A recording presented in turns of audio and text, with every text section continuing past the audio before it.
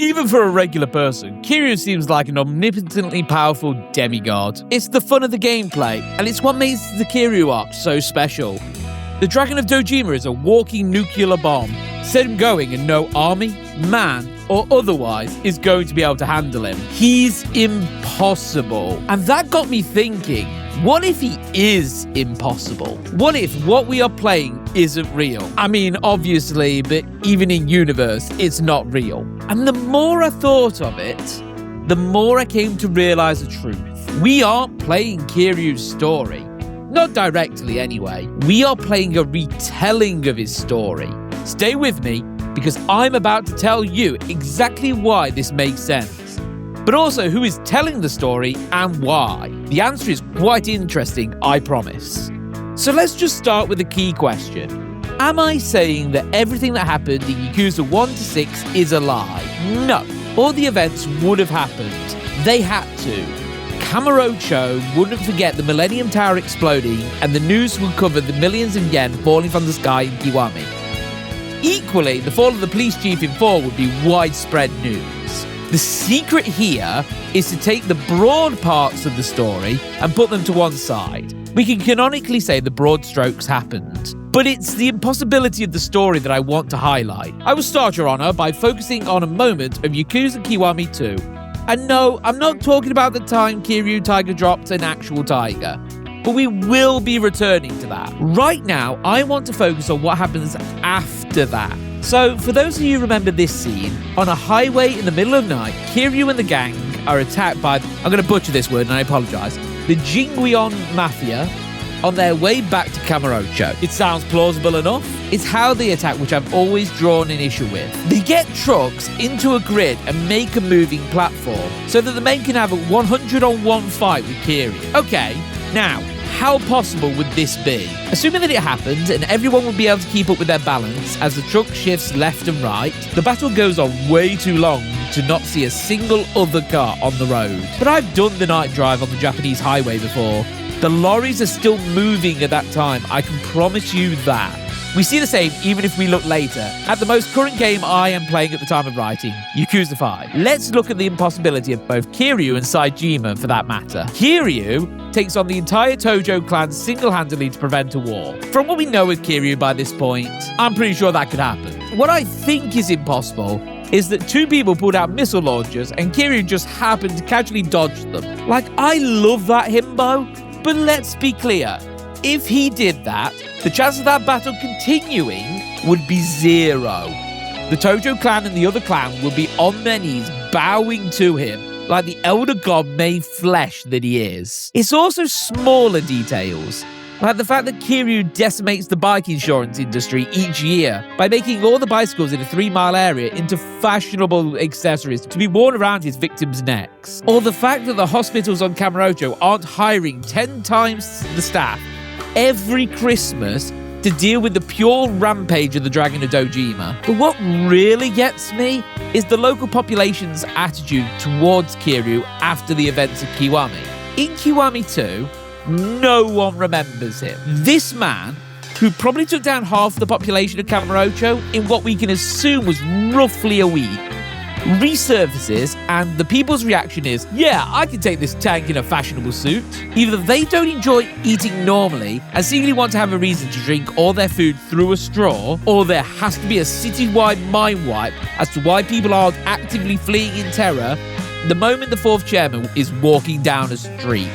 Hey, remember that guy that used a motorbike to make sure Jimmy will never walk again? Well, he's back. Let's mug him! And yeah, I get it. If everyone was terrified of fighting us, there'd be no gameplay at all. But like when the Christmas Reaper appears, you think you see at least one person stepping back. So then you begin to think over the story, and certain points seem hyper-realistic, and some of the plot seems just too bonkers to exist. Kiryu just so happens to get involved in a fight that will not only destroy the orphanage, but there's also a secret underground cabal of evil smugglers that the Ministry of Defense and the CIA, led by the younger brother who is the identical twin of Kiryu's adoptive father, but somehow not his twin. What kind of soap opera are we dealing with here?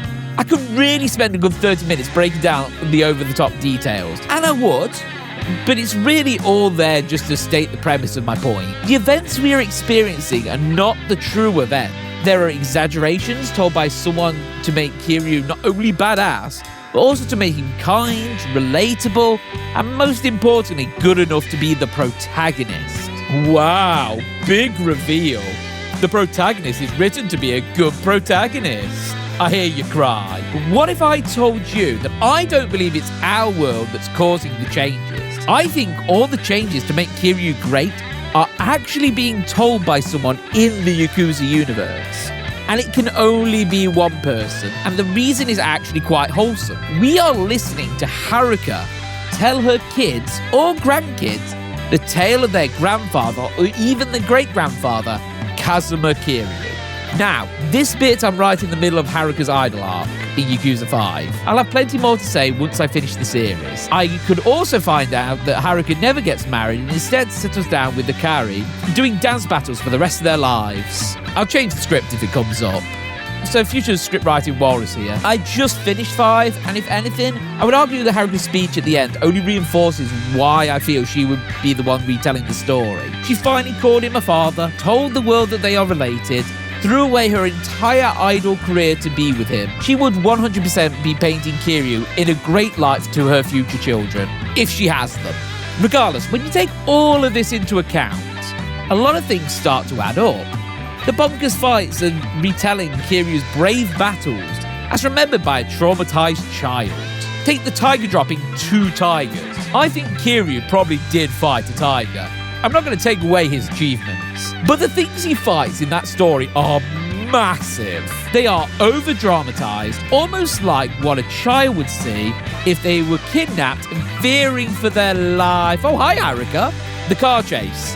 Oh, you better believe that Kiryu did fight a truck, but probably didn't fight on a truck, or 3 trucks for that matter. It also explains Kiryu's whole "he's never killed anyone" thing. Haruka is covering up for him. She's not going to tell the kids about the time that Grandpappy Kiryu put a bullet between a truck driver's eyes because he was trying to drive them off the road. It's nicer and kinder for her to make up a fight on the back of a load of trucks and that Kiryu knocked all the people out so that they could get away. Then the more you look back on the series, the more childlike wonder you see. The sub-stories really start to make sense if you stop and realise that Haruka wouldn't want her children only hearing about Kiryu's fighting. So she created scenarios based on the things that she's heard of what he was doing between all the fighting. Does anyone believe Kiryu, the lovable himbo, who has been bamboozled by no less than 3 pyramid schemes, would have been able to solve a decade-old murder in Yakuza 3? Clearly not.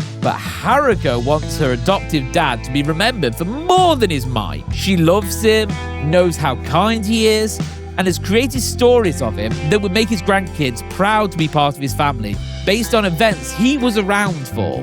It's the same for the other characters too. Does anyone honestly believe Majima could defuse a bomb by sheer luck? Well, yes. But also that's because we get an over-the-top Majima. Did Saejima really fight a bear after breaking out of prison? Probably not. But the story was getting heavy, and sometimes you really need to lighten the load by having him go flying and punch a bear while returning to Earth. It's fun, and the kids get to play with these silly stories. Does that mean all the sub-stories are lies then? Once again, no. Haruka will remember the world's worst couple, Akimoto and Mizuki. He really probably didn't actually say or do much. But to a young child, it would seem like Kiryu taught the moron down from the ledge. She wasn't there for the actual ending that we see in Yakuza 3. So she made up how they reconciled their differences and started again, rather than the probably more depressing ending it portrayed before they decided to leave it on the light-hearted and undeserved note. But I think one of the best reasons that cements my theory and brings us to one of the most bonkers games of all is Yakuza 0. Even by later standards, Yakuza 0 is insane at times. The combat is a match of multiple styles because neither Kiryu nor Majima had developed their own style yet. The story ranges from serious and somber to, oh yeah, Kiryu fought Kuze on a motorbike in a sewer system, because that's awesome, to the even more ridiculous, that time that the soon-to-be Dragon of Dojima fought an entire army on a highway, shot a rocket with a pistol, and apparently no one died because Kiryu doesn't kill. See, there's a reason why I say Haruka is retelling these stories. When she's around, she has context. When she is first brought into the story, Majima is this wacky cartoon character to her that just wants to fight Uncle Kaz. As she grows and understands more of the world, Majima becomes more human. By 3, he is still wacky at times, but he's mellowed out a lot. Seems a lot more serious. Memories are affecting how the story is told. But Yakuza 0, that's before Haruka was ever born. Do you know the one thing that confused me when it came to 0 after playing Kiwami? It's lack of mention of Yumi, Haruka's mother. She is foundational to Kiwami and Kiryu and Haruka's relationship. Also, she is meant to be there with Kiryu and Nishiki. But if she is mentioned, I don't remember it. And when you consider that Haruka doesn't actually know much about her mother, it makes sense that she'd leave her out of the story. If Kiryu hadn't mentioned her in his retelling of 0, why would Haruka add something that she knows very little about? Yakuza 0 is the retelling of a story that Haruka was never there for. She's learnt about it from different people, including, we'd assume, Majima, who just for fun makes up that time he fought people by breakdancing. She's got the pieces of a story together, but is trying to explain something she never saw, in a time period she never experienced. That's why Majima could fight a fully grown man, but then be told he's a 6th grader who beats people up and steals their pants. It's why Kiryu can run an entire real estate empire, but then be basically broke by the time Kiwami rolls around. The truth of these things don't matter in the grand scheme of things. It's filling an entertaining story for the children listening, learning about Grandpa in his youth, and how crazy Uncle Majima came to be. The sub-stories would be tales Haruka told in the kids' youth, the real stories of death, betrayal, and a man's endless hurt while seeking his own happiness would be told when the children are older to respect the men who helped raise them. But why wouldn't they just ask Kiryu? I mean, there could be many reasons. I'm not sure how the games end yet, but seeing as the Kiryu arc ends 6, as far as I know, he might not be around to tell the tale. On a lighter note, he might just not actually be very conversational as a person. And the stories are a way for the grandchildren to know about their grandfather in a way the Dragon of Dojima isn't good at expressing himself. Because it took 5 games to cement the father-daughter relationship of Kiryu and Haruka. Neither of them are great with feelings. Yakuza is an absolutely hilarious series if you consider all the games and events are true. But it's actually quite a comforting tale if you start to think of it as an extension of Haruka's love of Kiryu and wanting to let the future of his family join her in that love through the story she tells. If you enjoyed this little theory on the Yakuza franchise, don't forget to like, subscribe, and all that good stuff. Comment if you agree or disagree. Let's get a conversation going. Catch you all next time. Sayo banana.